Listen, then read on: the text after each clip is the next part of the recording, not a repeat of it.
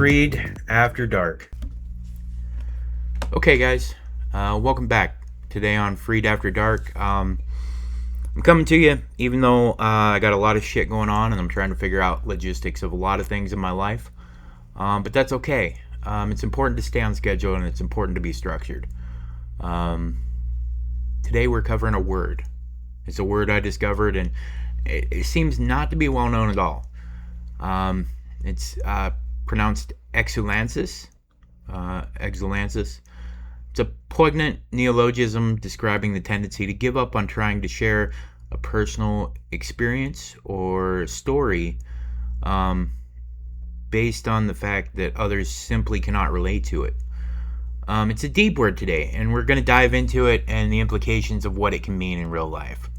So, I mean, if you've ever found yourself mid-story, looking into someone's eyes and realizing they're staring at you like a deer in the fucking headlights, and no matter what words you use, what words you choose, that blank fucking stare of complete and utter ignorant bliss to what you're saying and describing, it's both frustrating and endearing, because you sense a simple innocence about the person and the soul in front of you.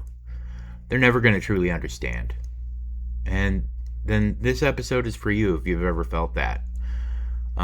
Felt that completely and utterly alone feeling, that feeling in the pit of your stomach. And today, like I said, this is a feeling that almost everyone has experienced, and that's what we're covering. But very few people actually have a name for it, and that word, the name for it, is Exulansis. Exulansis was coined by John Koenig in the Dictionary of Obscure Sorrows. It's that quiet decision to just stop talking, to just shut the fuck up. It's not out of anger. It's not because you're trying to be secretive. It's the exhaustion of translating your lived reality into a language that falls completely flat on someone else's ears. You're speaking Latin, and they're speaking modern English. Eventually, the memory stops being a bridge to connect with others, and you just let it drift away. You burn the bridge, keeping that memory entirely to yourself.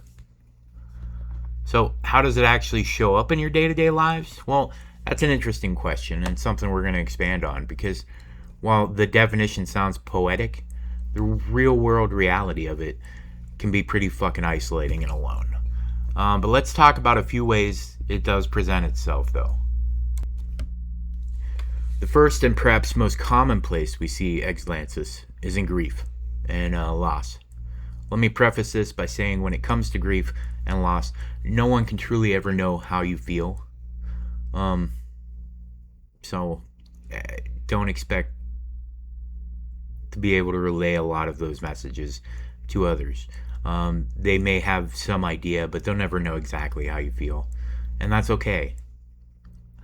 But when someone goes through a deep personal tragedy, well-meaning friends often try to comfort them with phrases like, "I know exactly how you feel," or "everything happens for a reason," or "it's just another bump in the road," or "it is what it is." But sometimes it's just fucking, it isn't what it fucking is. And that sucks. When you're carrying around a profound weight, hearing those surface level comparisons really fucking hurts.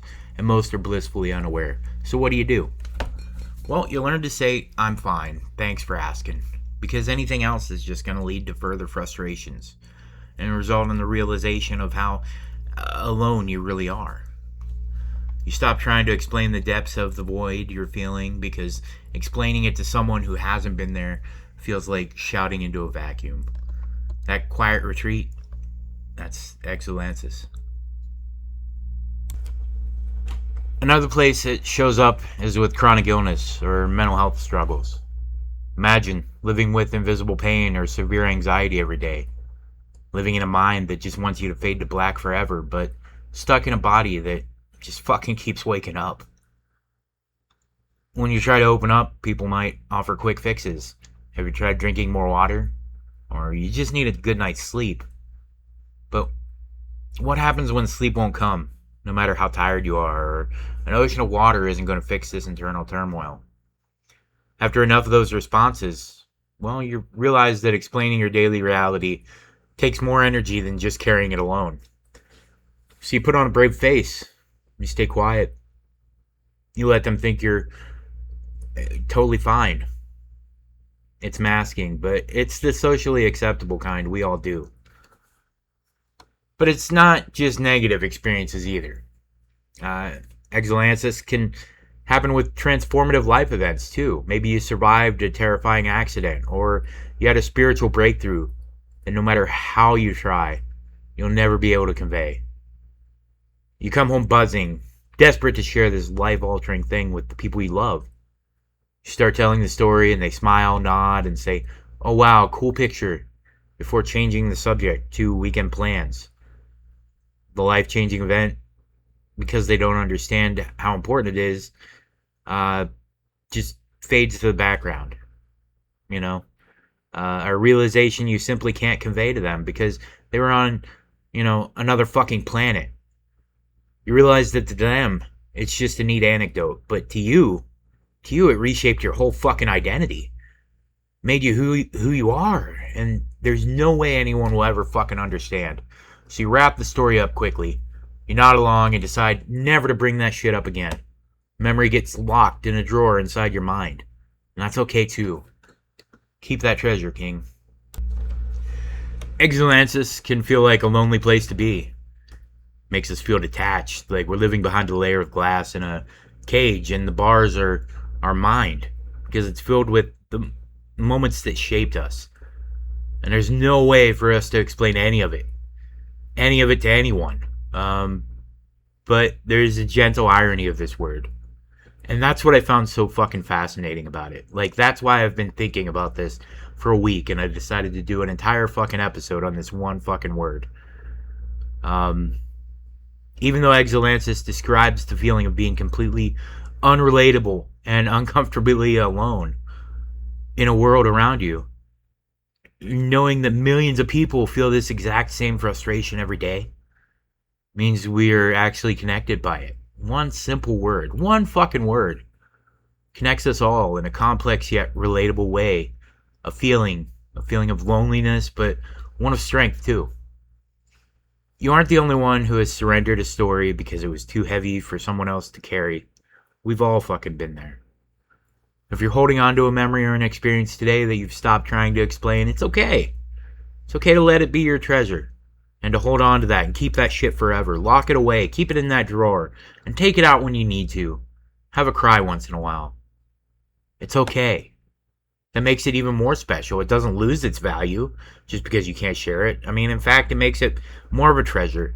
So it's okay to only think about how it feels for the world to crumble around you. Just remember you're not alone in it. There are so many of us out there who have felt this. We all have different stories, but the fact is, we can be united by a single fucking word. That's amazing in itself. Some stories aren't meant for the world. Some are just meant to reshape you and who you are in the quiet when you're alone and wiping your own tears. They shape us, and they make us who we are. But you'll never be able to share them because people just won't understand, and that's fine. The world doesn't have to meet you, okay? They don't have to meet you halfway. Let them have their moments and you have yours, because yours are more special to you anyway. I do want to take a couple minutes here, and I want to expand on a few things. I have neglected in a couple episodes the idea of reaching out, and that's how this all started, is a way of reaching out. And I want to talk about that for a little bit, so we're going to get into that as well. So, okay, reaching out is what this is all about, because you know what? In the loneliest times of my life, I felt alone. And I never want anybody to ever feel that fucking alone again. So if you're feeling alone, if you're feeling like something like that, if you're just, if you just have a story to share, that's fine. We all have great stories, and I want to hear them all. I want to hear about your human experience, because that's what this is about, okay? This is about my human experience. This is about your human experience. So I want you all to reach out to me. I have an email address. It's freedafterdark@gmail.com. It's spelled Freed After Dark. Pretty simple fucking word. But reach out. Let me know I'm not alone. And, if you need to know you're not alone, I'll reach out back. But if you have a story to tell and you want to share it anonymously, we'll do that, okay? We're going to do that. From now on, we're going to do that. Because, you know what? Mental health is a really complicated thing. And although I'm going to therapy and I'm working on getting on meds and stuff like that, it's okay. Because, that's not all of it. The best breakthroughs, the best realizations I've ever fucking had were in conversations in everyday life. With friends, with people who genuinely cared. Not some asshole who's getting paid to listen to me about how life sucks and how about I hate everything. Because, for the most part, that's what I bitch about. Why everything seems dumb to me. Okay, because I'm just a fat ginger who has Wi-Fi and decides to share about himself. With a peg leg, I might add. So that even adds to the fucking shit show. I'll admit, my life is a dumpster fire. It is what it is. But I'm gonna get through it. What else can I do? I'm not going anywhere. I got a kid. And even though she doesn't want to talk to me, that's fine. She'll come around. And if she doesn't, I hope she's happy, and I hope she has a better life than I ever did. And that's all I'm going to say about that. But I do want to thank you guys for tuning in and listening to this episode of Freed After Dark. Take care of yourselves, and, I'll catch you next time. Remember, you're never alone. And even if you are, you've got yourself, and yourself is pretty fucking amazing. So love you, and love those around you. Always. Good night.